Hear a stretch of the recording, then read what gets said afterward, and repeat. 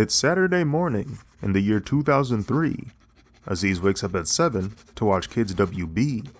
He chases after Sonic to get ahead of Yu-Gi-Oh! Unaware his morning routine is watching Japanese TV shows. The family is awake now. Time to head upstairs.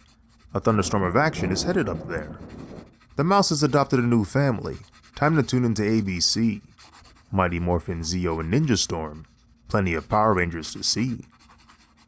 While I was aware of the many seasons before it, I'm a bit biased towards Ninja Storm when it comes to Power Rangers because it's my starting point for the franchise. In fact, my bias towards Ninja Storm is one of the reasons why when thinking of what Power Rangers season to illustrate, it was an easy choice. Years later I would actually learn that Power Rangers Ninja Storm is a starting point for what is considered the Disney era of the franchise, being the first season to have its filming done in New Zealand after the company acquired the show. Rewatching the season, I can hear the actors' natural accents slipping through every now and then, which I think is a little funny.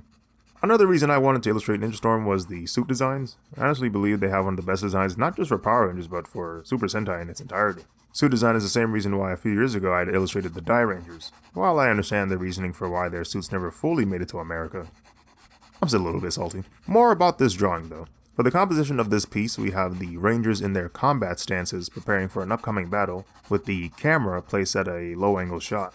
The three main Rangers are placed in the foreground while the Rangers that appear later in the series are behind them. Due to the low-angle shot, I decided to place the Thunder Rangers and the Samurai Ranger on elevated ground so that they fill in the composition a little bit better. The estimated work time for this illustration is somewhere around the 70-hour mark, partially due to a specific reason. If you pay close attention, you may notice that each Ranger is nearly fully illustrated, including parts of them that would be hidden from a higher layer. The reason why I went to such an extent was because while drawing this piece, I had the diabolical idea of making the artwork 3D, much like a lenticular print. If I tried to move a subject and the layer behind it wasn't fully illustrated, the effect wouldn't look so great. I never did end up committing to the idea of making this print 3D, but at least the groundwork to do it later is there. Other reasons for the lengthy drawing process is the subject matter, with there being 6 Rangers with fine details for each suit, and the shading process, where I like to separate shadows and highlights by layer for constructive control. Also, a few months ago, I went to Power Morphicon, a convention centered on Power Rangers as well as Kamen Rider, and had an opportunity to give some of the actors from Ninja Storm a print of this drawing, specifically Adam Tumanin and Jorge Vargas. Both were super chill, and were nice enough to even give me some autographs in return. Here is the completed illustration of the Rangers from Ninja Storm. As stated before, they are definitely one of my favorite suit designs, and I'll always have a soft spot for this season, as it is my starting point for the Power Rangers. Did you miss out on the Aziz Draws trading cards that were available at DreamCon? Fear not! The Dreams Pack is now available on azizdraws.com/cards. It's 2004. The Power Rangers roar. The season's motif is prehistoric once more. Tommy makes his return. Now he's back in black. This time the White Ranger is the opposition to attack. Just 5 Rangers for this roster, but that's more than enough to stop the forces of Mesogog, even if he looks rather tough. As Dino Thunder follows the previous storm, it's becoming clear that Disney's era is truly taking form.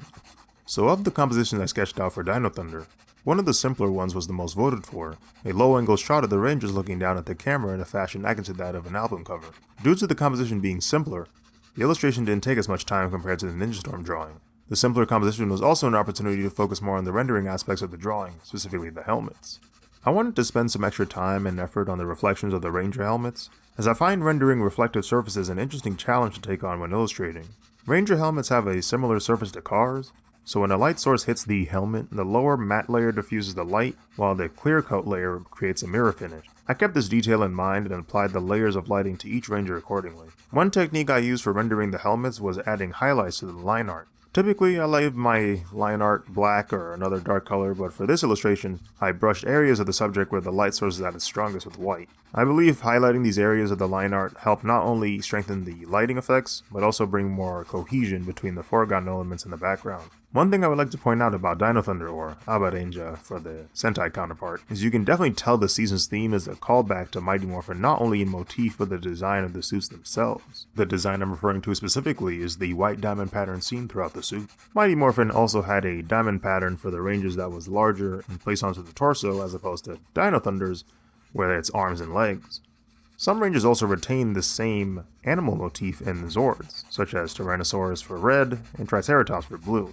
The similarities between the seasons make it feel as if Dino Thunder was a natural update to the suit designs. A pretty cool thing happened after I completed this illustration. Blue Dino Thunder Ranger Kevin Duhaney saw my post online, and judging by his choice of emoji, I think he liked it.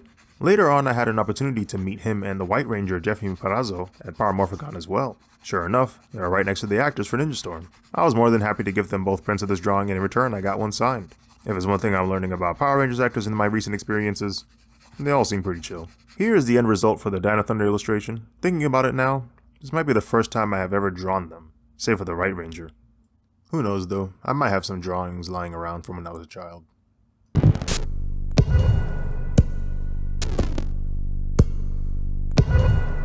Now for a time skip to the year 2025. Strange to think this era would be so quick to arrive. Alien species and humans living together in harmony, protected by a police force with high-tech armory. B-Squad is ready, all granted with special abilities. Emperor Grimm has no chance. He doesn't have the facilities. It's comforting to know that the future is in safe hands. Against injustice, S.P.D will always take a stand. Where the Dino Thunder illustration had a simpler composition, S.P.D's illustration was the exact opposite. The concept is very similar to my Die Rangers illustration from a few years ago. An all-out brawl between the Rangers and the henchmen the villains love to send their way. As complicated as these illustrations can get, it's fun to try some poses I normally don't go for. I mean look, the Cat Ranger is dodging an attack with an aerial, the Yellow Ranger is flash-kicking an enemy, and the Blue Ranger is drop-kicking a Crybot into another Crybot. I do try to keep in mind the characteristics of each Ranger within the show, so that when it comes to posing each one, I have the body language of their pose match the personality of their character. The Red Ranger, for example, prefers to use his blasters when engaging in combat, so I felt it was appropriate for him to blam a Crybot with one of the Lao. Jack is known to be highly skilled and a natural when he picks up the Ranger role, so it made sense for him to effortlessly shoot his target with one hand. And also, Jack is just cool. Cool people do cool poses. Sid the Pink Ranger has a smaller frame compared to the rest of the team, so she's more agile and nimble as a result. My headcanon for her in this composition is she goes for a low takedown, evading a high attack while simultaneously sweeping the enemy with her leg, as she looks around for the next threat. Commander Kruger, on the other hand, is the largest of the Rangers, so he's more inclined to stand planted onto the ground and either attack with straight hands or with his sword, so that's why I have him as the Shadow Ranger punching a Crybot out of the frame. The reflections have returned, and they are canon. You can see the Red Rangers blasting away a Crybot in the Pink Ranger's visor, the endless wave of enemies approaching through the Omega Ranger's helmet, and the sun set low enough for the golden hour lighting to illuminate the subjects. For the background, I went ahead and chose a plaza. For the majority of the battles in S.P.D take place either outside somewhere, in the city, or in some warehouse. I also chose a plaza because it gave me a challenge to figure out how to create the concrete tiling you normally see on the ground for city plazas. I ended up creating a pattern for the tiles and then adding them into the illustration and distorting the pattern to fit the perspective better. Sadly, I didn't get to finish this illustration before Power Morphicon. In fact, I was working on it at my table. I did, however, get a chance to meet Brendan J. McLaren, the actor for the Red Ranger Jack. I showed him my work in progress of the piece and he messed with it, so that made me happy. With that being said, here's the end result for this chaotic, action-packed illustration of the Power Rangers from Space Patrol Delta. I believe it to be the most time-consuming Power Rangers piece I have done so far, with an estimated 90+ hour work time. So by now, you can probably guess as to whether or not I'm a Power Rangers fan. A lot of childhood memories are linked to this franchise, and to this day, inspires me to create the art I would like to share with people. This concludes the time lapse for my 3 Power Rangers drawings, but there's no doubt I will draw more Rangers in the future. I'm currently rewatching Power Rangers from Mighty Morphin and will at least get to In Space.